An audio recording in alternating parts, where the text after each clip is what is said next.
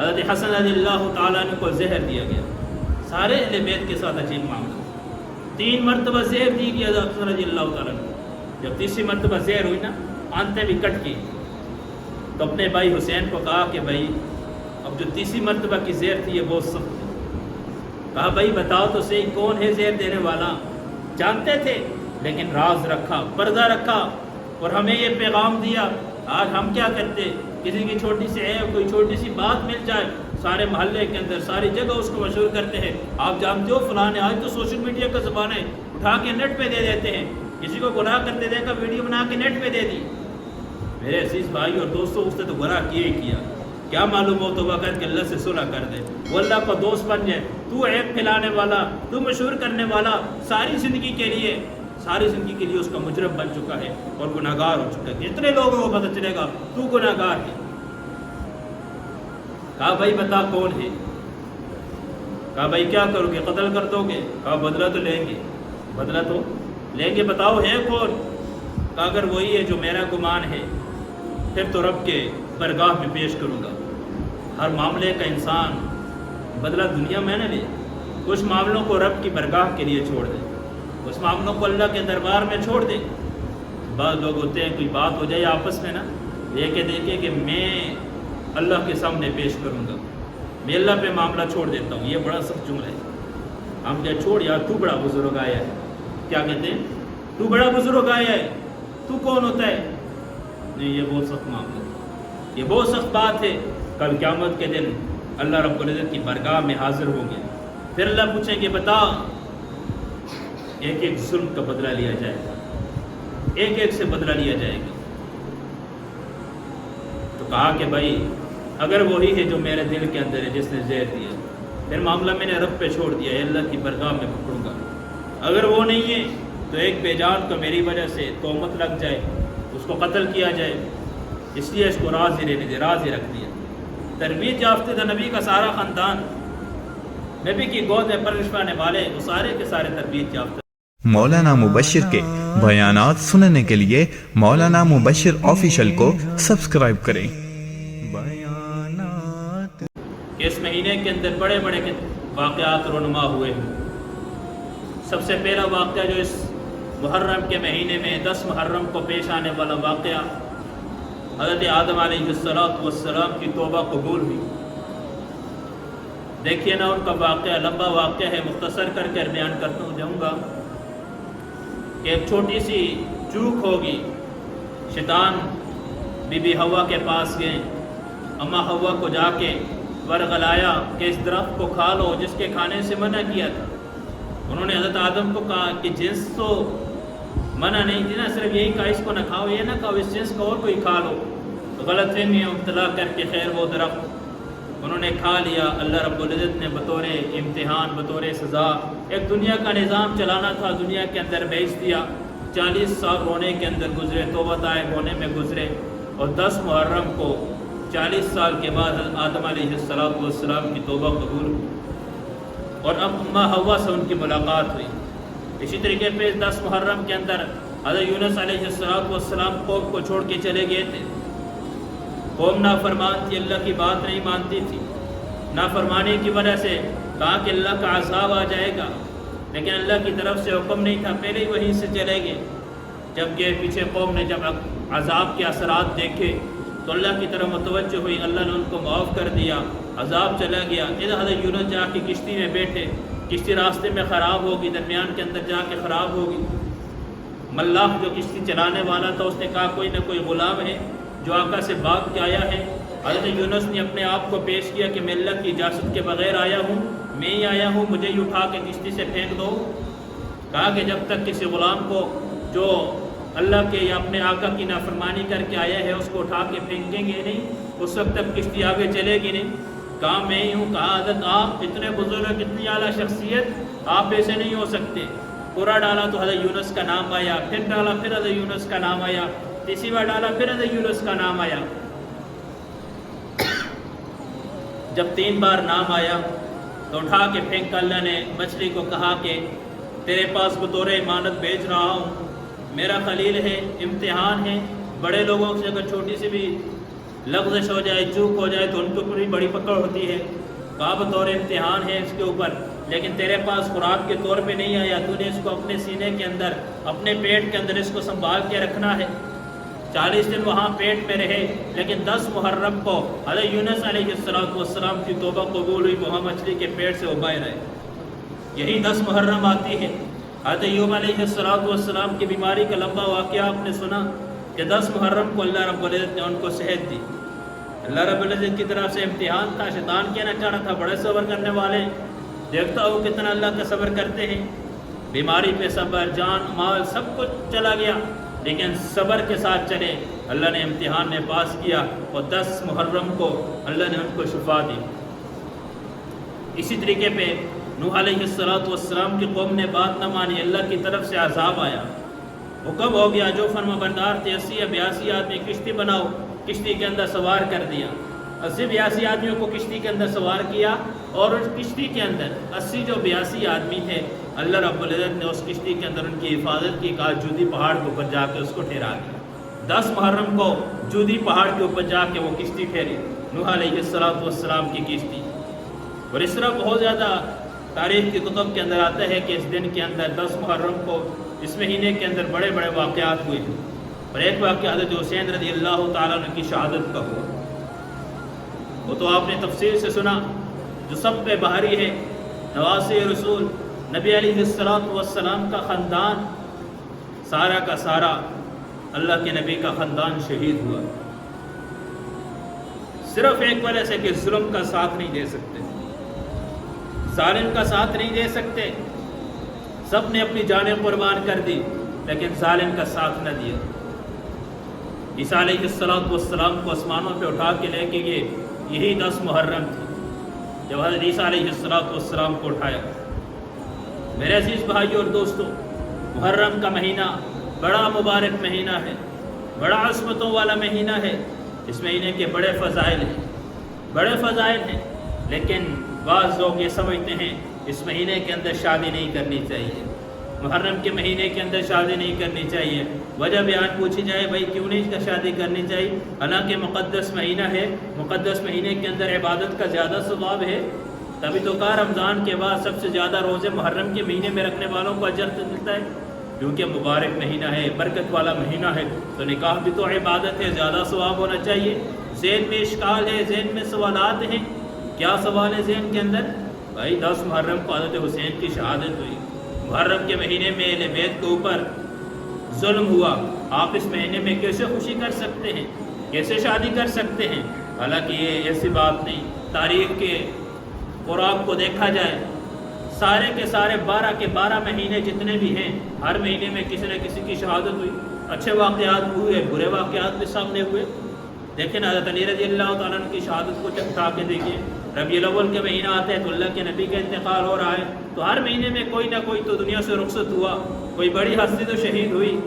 अब इसका ये मतलब तो नहीं है कि आप वो महीना आए तो इंसान के शादी ना करे, फिर तो फिर शादी होगी ही नहीं, फिर तो शादी है ही नहीं ना। हालांकि शादी नबी अलैहिस्सलाम ने तो फरमाया कि जिसको जोड़ कर रिश्ता मिल जाए तो फ़ौरन शादी कर लेनी चाहिए, उसमें ताख़ीर नहीं करनी चाहिए।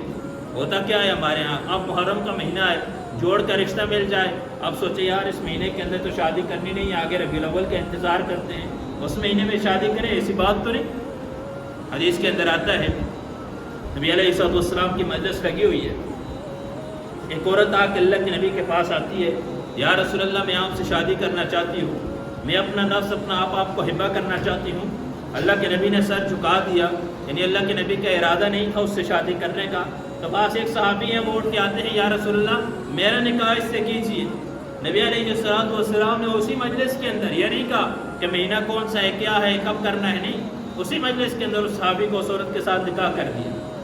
तो निकाह के अंदर ताख़ीर नहीं करनी चाहिए। तो निकाह एक इबादत है, निकाह एक मामला है, शरीयत ने इस मामले को इबादत के अंदर तब्दील किया है। तभी तो कहा निकाह से पहले खुतबा होता है, लेकिन जुम्मे की नमाज़ पढ़ते हैं तो उससे पहले खुतबा होता ही नहीं होता। ईद की नमाज में खुतबा है या नहीं, हज में खुतबा है या नहीं, सलात इस्तिस्क़ा में खुतबा है या नहीं। तभी तो कहा कि जब निकाह हो उससे पहले खुतबा हो, कि अल्लाह ने इस निकाह को इबादत बना दिया है। हाँ तो एक मामला लड़के और लड़की वालों के दरमियान एक मामला तय होना था, لیکن اللہ رب العزت نے اس کو عبادت کے اندر تبدیل کر دیا کہ یہ عبادت ہے، اور واقعی عبادت ہے۔ حضرت عبداللہ بن مسعود رضی اللہ تعالیٰ عنہ فرماتے ہیں، مصنف ابن ابی شیبہ کی روایت ہے کہ دیکھیں اگر مجھے اس بات کا علم ہو جائے کہ میری زندگی صرف ایک رات باقی ہے، کل میرا انتقال ہو جائے اور میرے نکاح کے اندر کوئی عورت کا ہو، تو وہ ایک رات بغیر میں نکاح کے، بغیر میں بیوی کے نہیں گزاروں گا، کہ مجھ میں خطرہ ہے کہ کہیں شیطان مجھ پہ غالب نہ آ جائے۔ کون کہہ رہے ہیں؟ حضرت عبداللہ بن مسعود رضی اللہ تعالیٰ عنہ کہہ رہے ہیں، صحابی رسول ہیں۔ ایسا زمانہ ہے، پاکیزہ زمانہ ہے، کوئی فتنے فساد کی کوئی اتنا ہوا چلی ہوئی نہیں، کوئی نیٹ کا دور نہیں، موبائل کا دور نہیں کہ گناہ کے اندر مبتلا ہو جائے کوئی، پاکیزہ ماحول ہے، اللہ کے نبی کی تربیت یافتہ ہے، نبی علیہ السلام کے صحابہ کی حفاظت کی گئی ہے، گناہوں سے محفوظ رکھا جا رہا ہے، لیکن پھر بھی اتنا خطرہ ہے۔ اور ہمارے ہاں جہاں ہر طرف سے گناہوں کی ہوا چل رہی ہے، ہر طرف گناہوں کے مواقع ہیں، ہر طرف گناہ کی طرف دعوت دی جاتی ہے۔ موبائل کھول کے بیٹھے تو بیان سنتے ہیں، بیان سننے کے لیے اگر انسان بیان سرچ کرے گا تو سامنے پھر کچھ نہ کچھ اشتہار آ جاتے ہیں۔ موبائل کھولے پھر گناہ کی دعوت، تنہائی میں جائے پھر گناہ کی دعوت، بازار کی طرف جائے گناہ کی دعوت، جس جگہ بھی جائے گناہ کی طرف دعوت دی جا رہی ہے۔ اور ایسے ماحول کے اندر کس سے ایک بات بھی یاد آ گئی، کسی نے یہ مسئلہ پوچھا بھی تھا کہ دوسری شادی کے لیے پہلی بیوی کی اجازت ضروری ہے یا نہیں؟ پہلی بیوی کی اجازت ضروری ہے یا نہیں؟ یہ بات رکھیں، شریعت کے اندر مرد کو اللہ رب العزت نے 4 شادیوں کا اختیار دیا۔ کتنا؟ کہا کہ 4 سے ما طاب لکم من النساء مثنی و ثلاث و رباع، 4 شادیاں کر سکتے ہو، جو عورتیں پسند ہیں، جو آپ کو اچھی لگتی ہیں، ان میں سے 4 شادیاں آپ رکھ سکتے ہو، لیکن شرط یہ ہے انصاف والا، عدل والا معاملہ کرے تو تب، عدل والا معاملہ کرے تو تب۔ پہلی بیوی کی اجازت ضروری نہیں ہے، کیونکہ پہلی بیوی کے اختیار ختم۔ ہاں اگر اس کے دل کے اندر ہے یہ بات کہ میں دوسری بیوی لانے کے بعد انصاف نہیں کر سکوں گا، میں دونوں کے درمیان انصاف والا معاملہ نہیں کر سکوں گا، پھر تو اس کے لیے شرعاً جائز ہی نہیں ہے دوسری شادی کرنا۔ لیکن اب اس کو معلوم ہے پہلی بیوی کے حقوق ادا کر سکوں گا، میں دوسرے بیوی کے بھی حقوق ادا کروں گا، پہلی بیوی کے 100% حق ادا کر کے دوسری کی بھی 100% حق ادا کروں گا، پھر جائز نہیں، افضل یہ ہے کہ یہ 2 شادیاں کرے، 3 شادیاں کرے، 4 شادیاں کرے۔ کیونکہ اب تو دیکھیں نا کتنے ایسے گھر باقی ہیں جن کے اندر کتنی عورتوں کی عمر زیادہ ہوگی، کتنی بیوہ عورتیں پڑی ہوئی ہیں، کوئی شادی ان سے کرنے کے لیے تیار نہیں ہے۔ شادی کے اندر بھی دیکھتے کیا ہیں؟ شادی کے اندر کس چیز کو دیکھا جاتا ہے؟ ہمیشہ خوبصورتی کو دیکھا جاتا ہے۔ نوجوان ہیں، شادی کرنے سے پہلے ماں باپ کو کہیں گے ایسی لڑکی سے شادی کریں گے جو بہت خوبصورت ہوگی۔ بعض ماں باپ کے ذہن میں لالچ آئے گی ایسی لڑکی سے شادی کریں گے جو جہیز میں بہت سامان دیں گے، تو بہت زیادہ مال دیں گے۔ حدیث فرماتی ہے، حدیث کے اندر آتے ہیں تنکح المرأۃ لأربع، فرمایا کہ 4 وجوہات سے عورت سے شادی کی جاتی ہے۔ لمالیا، بعض لوگ ہوتے ہیں مال کو دیکھتے ہیں کہ بھئی اس کے پاس پیسہ ہو، مال ہو، جائیداد ہو، تاکہ بیوی کے نام پہ جو جائیداد ہے زیادہ آ سکے، وراثت کے اندر حصہ زیادہ ملے۔ لیکن خیر آج کل وراثت دیتا کون ہے اور کو؟ آج کل تو ایمان اتنا کمزور ہے، آج کل تو بھائی بھی اپنی بہنوں سے حصے معاف کروا دیتے ہیں۔ ماں باپ کو چاہیے اپنی زندگی کے اندر اس بات کے فیصلے کر کے جائیں،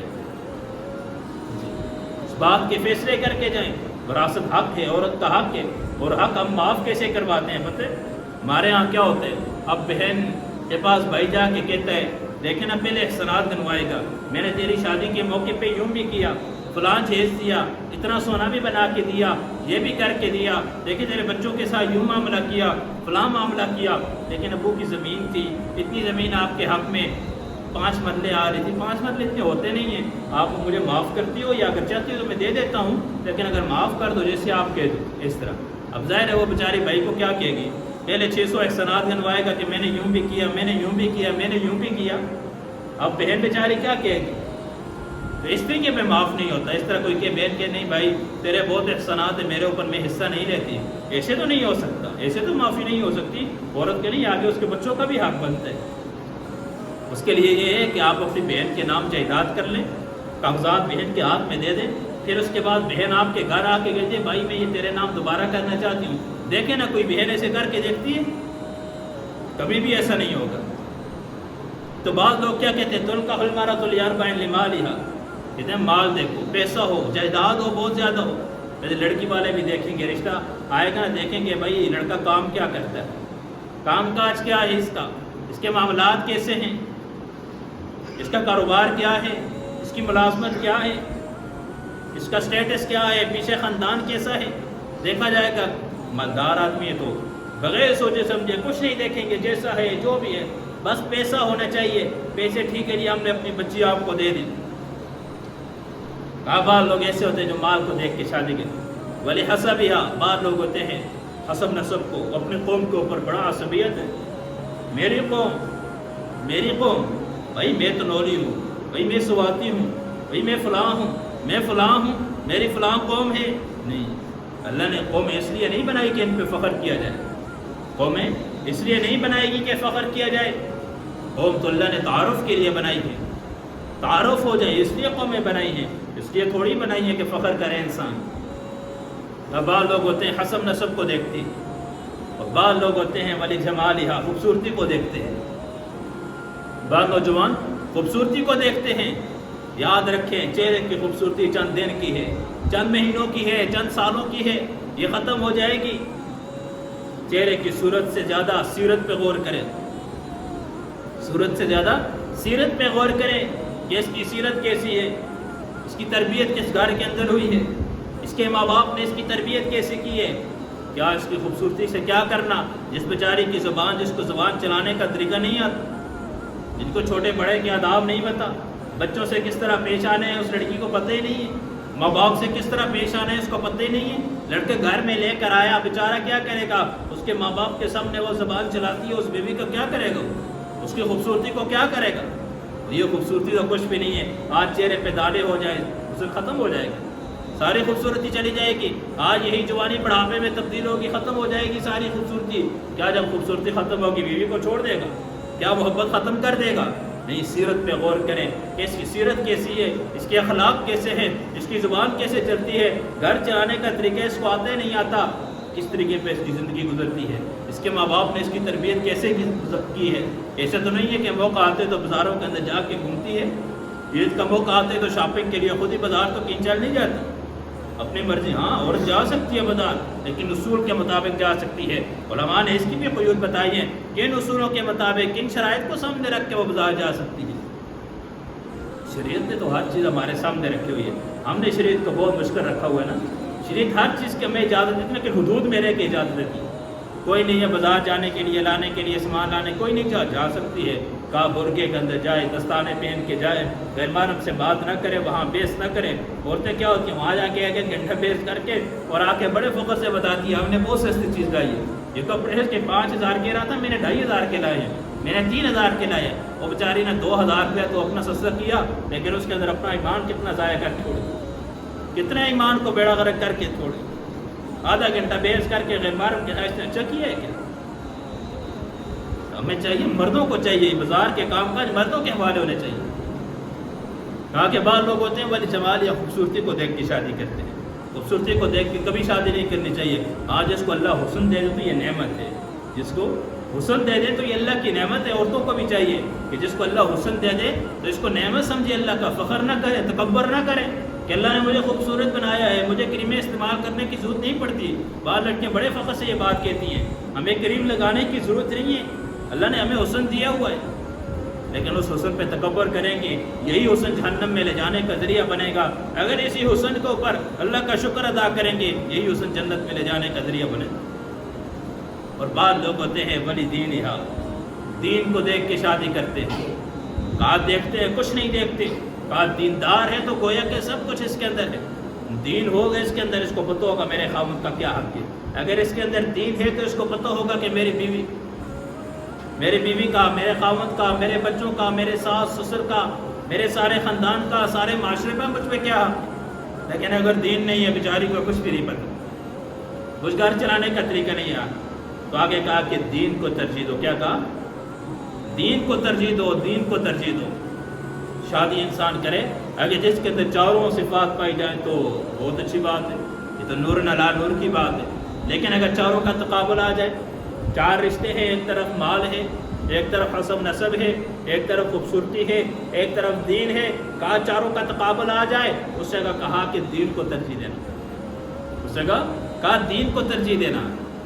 میرے عزیز بھائی اور دوستو، اس مہینے کے اندر شادی کرنا کوئی منحوس نہیں ہے۔ بعض لوگ کہتے ہیں کہ اس مہینے میں شادی نہیں کرنی چاہیے، کہ منحوس ہے اس مہینے میں شادی نہ کریں۔ ایسی کوئی بات نہیں ہے، ہر کے جیسی بات نہیں ہے۔ انسان شادی نہیں، ایک نہیں، دو نہیں، تین نہیں، چار شادی جتنی مرضی ہے کر سکتے ہیں۔ اللہ نے اس کو اجازت دی ہے، اللہ کی طرف سے اس کے پیغام میں کر سکتے ہیں۔ اب جو مومن ایسے ہوتے ہیں کہ پہلی بیوی رکاوٹ بن جاتی ہے، پہلی بیوی رکاوٹ بن جاتی ہے شادی کے اندر۔ اگر خاوند واقعی انسان انصاف والا ہے، اگر وہ کہتا ہے کہ حقیقت میں دل کے اندر اس ارادے میں انصاف سے معاملہ کروں گا، پہلی بیوی دوسری تیسری، اب پہلی بیوی کو اس کے اندر رکاوٹ نہیں بننی چاہیے۔ اگر خاوند کے حقوق ادا نہیں کر سکتی اور گناہ کے اندر مبتلا ہوتی تو بیوی اس کے اندر پکڑی جائے گی، اس کے اندر بیوی پکڑی جائے گی اگر خاوند گناہ کے اندر مبتلا ہو رہا ہے۔ تو محرم کا مہینہ خیر، اس کے اندر بڑے واقعات ہوئے ہیں۔ تو واقعہ کربلا ہم سنا رہے تھے آپ کے سامنے، واقعہ کربلا کہ حضرت حسین رضی اللہ تعالیٰ ذی الحجہ کی 7 یا 8 کو وہاں مدینے سے روانہ ہوئے، پھر 7 محرم کو کربلا کے میدان کے اندر پہنچے۔ وہاں ان پہ جو ظلم و ستم ہوا وہ آپ کے سامنے ہوا۔ جو حضرت حسین رضی اللہ تعالیٰ نے 10 محرم کو شہید ہو گئے، سارا قافلہ شہید ہو گیا۔ امام زین العابدین، اللہ نے ان کو بچانا تھا، آگے نسل کو باقی رکھنا تھا، اللہ نے ان کو بچا دیا۔ بیمار تھے، ترس کھا دیا، چھوڑ دیا۔ حضرت زینب رضی اللہ تعالیٰ عنہ اب ایک طرف بھائی کی سامنے سر کٹا ہوا نظر آ رہا ہے، ایک طرف بھائی ہے شہید ہوا نظر آ رہا ہے، وہ 2 سال کا عبداللہ بھی سامنے دکھائی دے رہا ہے، وہ سارا کا سارا خاندان سامنے پڑا ہوا ہے۔ اس زینب پہ کیا گزر رہی ہوگی؟ وہاں سے جب یہ قافلہ یزید کے دربار میں گیا، 72 نیزے کی نوک کے اوپر 72 کے سر نیزے کی نوک کے اوپر، اور ایک ایک سواری پہ 3 کو سوار کیا ہوا وہاں سے لے کے جانے لگے۔ راستے میں ایک جگہ ایک گرجا ہے، وہاں جا کے پڑاؤ کیا، تھوڑے صبر کیا، ٹھہرے۔ گرجے کی دیوار پہ لکھا ہوا تھا کہ یہ امت جو حضرت حسین رضی اللہ تعالیٰ عنہ کو شہید کرنے والی، کل قیامت کے دن اسی حسین کے نانا سے شفاعت کی امید لیے بیٹھی ہوئی ہے۔ یہ کس طرح حضرت حسین کے نانا کا سامنا کرے گی؟ کل حشر کے میدان میں کس چہرے کے ساتھ نبی علیہ السلام کا یہ سامنا کرے گی، اور جا کے کہیں گے کہ ہماری سفارش کیجیے، ہماری شفاعت کیجیے۔ یہ قافلہ جب کربلا سے نکلا، راستے کے اندر ایک بوڑھی عورت سامنے آئی، پاس کچھ کھانا نہ، حضرت زینب رضی اللہ تعالیٰ عنہ کے پاس آئی، کہا مجھے پتہ چلا یہاں سے آل رسول جائیں گے، اہل بیت جائیں گے، نبی علیہ السلام کی آل یہاں سے گزرے گی، ان کا خاندان یہاں سے گزرے گا۔ میں نے یہ تھوڑا سا کھانا تیار کیا ہے، میں آپ کے پاس لے کے آئی ہوں۔ میں اماں جان حضرت فاطمہ رضی اللہ تعالیٰ عنہ کی خدمت کیا کرتی تھی، میں ان کی خادمہ تھی، ان کی کنیز تھی، ان کی باندھی تھی۔ ہاں مجھے وہ وقت بھی یاد ہے جب میں وہاں سے آ رہی تھی، اماں جان حضرت فاطمہ کی گود کے اندر 7 مہینے کی چھوٹی سی بچی تھی۔ حضرت زینب نے سر اٹھایا، آنکھوں سے آنسو آئے، کہا میں ہی وہی ہوں آج جس کے سامنے اس کے بھائی کے سر کو کاٹا گیا، آج جس کے سامنے اس کے بچوں کی لاشیں، اس کے بچوں کو شہید کیا گیا، میں ہی وہ زینب ہوں، وہی میں اماں فاطمہ کی گود کے اندر 7 مہینے کی اس وقت میں ہی تھی، جب آپ رخصت ہوئی تو میں ہی ہوں گی اس وقت۔ تو وہاں سے جب وہ گزرے، جب یزید کے دربار میں سامنے پہنچے، ابن زیاد پریشان تھا نا، سوچ رہا تھا۔ پاس والے کسی نے پوچھا کہ لگتا ہے کہ پریشان ہو، سوچ رہے ہو کہ نواسے رسول کو شہید کر دیا ہے، نواسے رسول شہید ہو چکے ہیں، اس سوچ کے اندر ہو؟ تو ابن زیاد کا جواب تھا، لوگ کہتے ہیں کہ یزید مبتلا نہیں تھا قتل کے اندر۔ ابن زیاد نے کہا کہ میں نے اپنی مرضی سے حضرت حسین کو شہید نہیں کیا، مجھے تو یزید کا حکم تھا، اگر میں حضرت حسین کو شہید نہ کرتا تو یزید مجھے قتل کر دیتا، میں تو اپنی جان کے ڈر کی وجہ سے یزید کے حکم کی وجہ سے حسین پہ تلوار چلائی تھی، ان کو شہید کرنے کا حکم دیا تھا۔ ہے جس وقت یزید کے دربار میں یہ سارا قافلہ اہل بیت پہنچے، ایک مجوسی بھی تھا نا، عیسائی تھا، ایک عیسائی سفیر آیا ہوا تھا یزید کے پاس۔ جب اس نے دیکھے کہ یہ سر نیزے پہ لائے گئے، پوچھا کہ یہ کون ہے؟ جب اس سفیر نے پوچھا، عیسائی نے کہا کہ یہ اللہ کے نبی کا خاندان ہے، یہ اہل بیت ہے، یہ حضرت حسین ہے، نبی علیہ السلام کا نواسہ ہے۔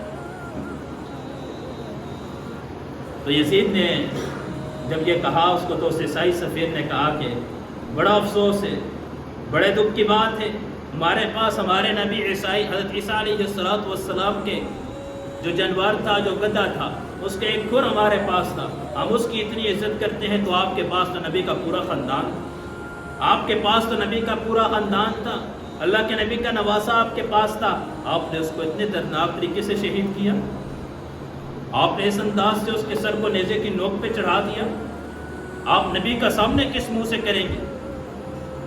جب سارے جو بیٹھے ہوئے تھے نا یزید کے سامنے، جتنے دربار کے اندر بیٹھے ہوئے تھے، جب وہ ساری بات اس نے لوگوں نے بھی سن لی، اس عیسائی کی بات ساری، تو سب کے چہروں کے رنگ بدل گئے، افسوس کے اظہار سارے کرنے لگے۔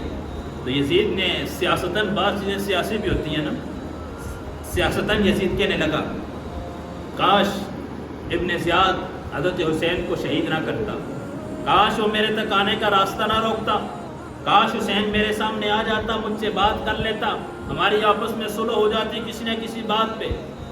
لیکن بعض مورخین لکھتے ہیں کہ یہ سیاستاً تھا، یہ اس کی سیاسی بات تھی، اس کو نظر آ رہا تھا کہ سارے کے سارے، کیونکہ کوفی جتنے بھی تھے ان کے دل تو حسین کے ساتھ تھے، حسین رضی اللہ تعالیٰ، لیکن تلواریں جو ابن زیاد کے ساتھ تھی، تلواریں یزید کے ساتھ تھی، دل ان کا حسین رضی اللہ تعالیٰ کے ساتھ تھا۔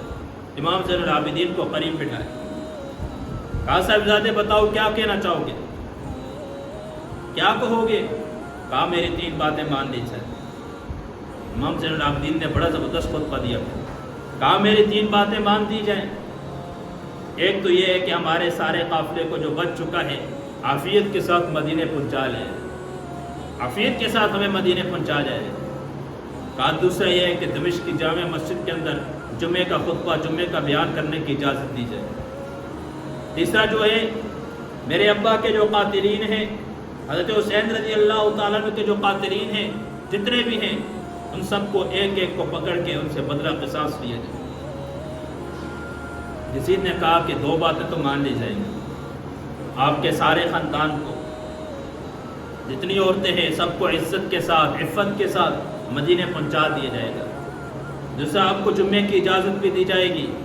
لیکن تیسری بات جو آپ نے کہی ہے قاتلین حسین سے بدلہ لیا جائے، یہ ناممکن ہے، یہ نہیں ہو سکتا۔ کیسے ہو سکتا ہے؟ یزید خود اس کے اندر شامل تھا، اسی کی حکومت تھی، اسی کے آرڈر سے سب کچھ ہوا تھا، یہ کیسے ہو سکتے ہیں ایک آدمی حاکم وقت ہو اور اس کے سامنے اتنا بڑا کارنامہ؟ نبی علیہ السلام کی آل کوئی معمولی خاندان تھوڑی تھا، کوئی معمولی آدمی تھوڑی قتل ہوا، 72 آدمیوں کو شہید کیا گیا، 72 آدمی نیزے کی نوک پہ لے کے وہ سر یزید کے دربار میں پہنچے، یہ کوئی معمولی معاملہ تھوڑی تھا۔ کہا یہ نہیں ہو سکتا۔ خیر جمعے کا دن تھا، امام زین العابدین ممبر پہ آ کے جب بیٹھے اور اہل بیت کے مناقب بیان کرنا شروع کیے، ظاہر کوئی معمولی دمشق کی جامع مسجد کے اندر امام زین العابدین ممبر کے اوپر ہے، اور یزید سے جو اجازت تھی وہ وقتی اجازت، وقتی ایک بات تھی، ورنہ تو وہ تو ان کے نانے کا ممبر تھا، وہ تو نبی علیہ السلام کا ممبر تھا، یزید کون ہوتے اجازت دینے والا؟ اس کی کیا ہمت اجازت دینے کی؟ وہ تو ہے ہی وہ سارا وہ خاندان ہی۔ جب آپ کے خطبہ دیا، خطاب کیا، اور جو آگے مجمع کی جو کیفیت تھی، جو ان کا رونا تھا، جو آنکھوں کے آنسو اور چہرے کا رنگ تھا، جب مناقب بیان کیے، اہل بیت کے مناقب فضائل بیان کیے، لوگوں کے دلوں کے اندر جب جوش بڑھا، جو آگ بڑھی، جب یزید نے وہ سارا معاملہ دیکھا تو اس کو اپنی حکومت خطرے میں پڑ گئی، اس کو اپنی جان کی پڑنے شروع ہوگی۔ اس نے ایک دم مؤذن کو اشارہ کیا، کھڑے ہو کے اذان دے دیں، فوراً اذان دی جائے۔ اب جیسے مؤذن ہوا اس نے کہا اللہ اکبر، اللہ اکبر۔ امام زین العابدین نے کہا اس میں کوئی شک نہیں، اللہ کی ذات بہت بڑی ہے، اس میں کوئی شک نہیں، اللہ واقعی بہت بڑی ذات ہے۔ اشہد ان لا الہ الا اللہ، اشہد ان لا الہ الا اللہ، کہ اللہ کے علاوہ کوئی معبود نہیں۔ ہاں زین العابدین نے کہا میں اپنے خون سے اس کی گواہی، میں اپنا سارا خاندان شہید کروا کے آیا ہوں، ہم نے اپنے خون سے اس کی گواہی دی کہ اللہ کے علاوہ کوئی معبود نہیں۔ اشہد ان محمد الرسول اللہ۔ جب یہ بات کی نا تو یزید کی آنکھوں کے اندر آنکھیں ڈال کے امام زین العابدین نے یزید کی آنکھوں میں آنکھیں ڈال کے کہا یزید سن لے مؤذن کیا کہہ رہا ہے، اشہد ان محمد الرسول اللہ، دیکھ لے تیرے نانے کا نام ہے اذان کے اندر یا میرے نانے کا نام ہے؟ وہ کل قیامت کی صبح تک یہی اذانیں اور یہی ممبر اور محراب حضرت حسین کی شان بیان کریں گے. انہی اذانوں کے اندر میرے نانے کا نام گونجتا رہے گا. تو وقتی طور پہ تو نے شہرت بھی حاصل کر دی, تو نے حکومت بھی حاصل کر دی, لیکن حقیقت کے لیے ہمیشہ ہمیشہ کے لیے تو مردار ہو چکا ہے. تیرا نام ختم ہو چکا ہے. حسین کا نام ہمیشہ باقی رہے گا. قیامت کی صبح تک حسین کا نام باقی رہے گا. اس کے یوں ہی محرم کا مہینہ آئے گا, حضرت حسین کی یاد تازہ ہوتی رہے گی. یزید کا تو قبر کا بھی معلوم نہیں ہے. بعض یہ کہتے ہیں کہ ایسی جگہ اس کی قبر ہے. بعض مرخین نے یہ بات لکھی ہے دمشق کی ایسی جگہ کے اندر جہاں سارے محلے کے لوگ جہاں کے گندگی وغیرہ کچرا وغیرہ جہاں ڈالتے ہیں اس کے نیچے یزید کی قبر ہے. حضرت حسین آج بھی ان کا مزار, آج بھی ان کی قبر کربلا کے میدان کے اندر موجود ہے. جب کہا اشہد ان محمد رسول اللہ, پھر وہ یزید کی آنکھوں کے اندر آنکھیں ڈال کے کہا یزید غور سے سن لے, تیرے نانے کا نام پکارا جا رہا ہے یا میرے نانے کا نام لیا جا رہا ہے. اس طریقے میں جب جلدی جلدی اذان ختم کی, پھر نماز ہوئی, اس کے بعد مدینے کا سفر ہوا. کیا وقت ہوگا جب یہ قافلہ مدینے میں روانہ ہوا, مدینے میں یہ داخل ہوا. مدینے والوں نے جب اس قافلے کا استقبال کیا ہوگا, ہاں 72 کو نیزے کی نوک پہ چڑھا کے جانے والا, 72 نیزے کی نوک پہ چڑھنے والے, جب یہ قافلہ مدینے کے اندر داخل ہوا, مدینے والے آ کے زینب سے پوچھا کرتے نا کہ حسین کہاں ہے. یہ سب وقت ہوگا تو صبر تو کرے نا. کہا زینب حسین کو کہاں چھوڑ آئی ہو, وہ عبداللہ کہاں ہیں, حضرت حسین کے بیٹے کہاں چلے گئے, حضرت علی کے بیٹے کہاں چلے گئے سارے. یوں اس طریقے پہ وہ ظلم کی داستان اور یوں ان کا مدینے کے اندر داخل ہونا. میرے عزیز بھائی اور دوستوں, اصل حقیقت یہ ہے کہ ہمیں ان کی سیرت بھی پڑھنی چاہیے کہ ان کی زندگی کیسی گزری ہے, ان کی زندگی کیسی گزری ہے. اہل بیت سے محبت ہر انسان کو ہے, کس کو اہل بیت سے محبت نہیں ہے. بعض لوگ کہتے ہیں کہ سنیوں کے اہل بیت سے محبت نہیں, لیکن ایسی بات نہیں ہے. اہل بیت سے محبت کا ہونا یہ تو اسلام کا حصہ ہے. اہل بیت سے محبت ہونا, اہل بیت سے محبت رکھنا اسلام کا حصہ ہے. اصل ہمیں ان کی سیرت کے اوپر چلنا چاہیے. حضرت حسن رضی اللہ تعالیٰ عنہ کو زہر دیا گیا, سارے اہل بیت کے ساتھ عجیب معاملہ. 3 مرتبہ زہر دی گئی حضرت حسن رضی اللہ تعالیٰ عنہ. جب تیسری مرتبہ زہر ہوئی نا, آنتیں بھی کٹ کی, تو اپنے بھائی حسین کو کہا کہ بھائی اب جو تیسری مرتبہ کی زہر تھی یہ بہت سخت تھی. کہا بھائی بتاؤ تو صحیح کون ہے زہر دینے والا. جانتے تھے لیکن راز رکھا, پردہ رکھا اور ہمیں یہ پیغام دیا. آج ہم کیا کرتے, کسی کی چھوٹی سی عیب, کوئی چھوٹی سی بات مل جائے, سارے محلے کے اندر ساری جگہ اس کو مشہور کرتے ہیں. آپ جانتے ہو فلاں نے, آج تو سوشل میڈیا کا زمانہ ہے, اٹھا کے نیٹ پہ دے دیتے ہیں. کسی کو گناہ کرتے دیکھا, ویڈیو بنا کے نیٹ پہ دے دی. میرے عزیز بھائی اور دوستوں, اس نے تو گناہ کیا ہی کیا. کیا معلوم ہو توبہ کر کے اللہ سے صلح کر دے, وہ اللہ کا دوست بن جائے. تو عیب پھیلانے والا, تو مشہور کرنے والا, ساری زندگی کے لیے اس کا مجرم بن چکا ہے اور گناہگار ہو چکا ہے. جتنے لوگوں کو پتہ چلے گا تو گناہگار ہے. کہا بھائی بتا کون ہے. کہا بھائی کیا کرو گے, قتل کر دو گے. کہا بدلہ تو لیں گے, بدلہ تو لیں گے, بتاؤ ہے کون. کہا اگر وہی ہے جو میرا گمان ہے پھر تو رب کے برگاہ میں پیش کروں گا. ہر معاملے کا انسان بدلہ دنیا میں نہ لے, کچھ معاملوں کو رب کی برگاہ کے لیے چھوڑ دے, کچھ معاملوں کو اللہ کے دربار میں چھوڑ دے. بعض لوگ ہوتے ہیں کوئی بات ہو جائے آپس میں نا, دیکھے کہ میں اللہ کے سامنے پیش کروں گا, میں اللہ پہ معاملہ چھوڑ دیتا ہوں. یہ بڑا سخت جملہ ہے. ہم کیا چھوڑ یار, تو بڑا بزرگ آیا ہے. کیا کہتے ہیں, تو بڑا بزرگ آیا ہے, تو کون ہوتا ہے. نہیں, یہ بہت سخت معاملہ ہے, یہ بہت سخت بات ہے. کل قیامت کے دن اللہ رب العزت کی برگاہ میں حاضر ہوں گے. پھر اللہ پوچھیں گے بتا, ایک ایک ظلم کا بدلہ لیا جائے گا, ایک ایک سے بدلہ لیا جائے گا. تو کہا کہ بھائی اگر وہی ہے جو میرے دل کے اندر ہے جس نے زہر دیا, پھر معاملہ میں نے رب پہ چھوڑ دیا, اللہ کی برگاہ میں پکڑوں گا. اگر وہ نہیں ہے تو ایک بے جان کو میری وجہ سے تہمت لگ جائے, اس کو قتل کیا جائے, اس لیے اس کو راز ہی رکھ دیا. تربیت یافتہ تھا نبی کا سارا خاندان, نبی کی گود میں پرورش پانے والے وہ سارے کے سارے تربیت یافتہ تھے. اللہ ہمیں ان کی سیرت پہ چلنے کی توفیق عطا فرمائے. وآخر دعوانا الحمدللہ.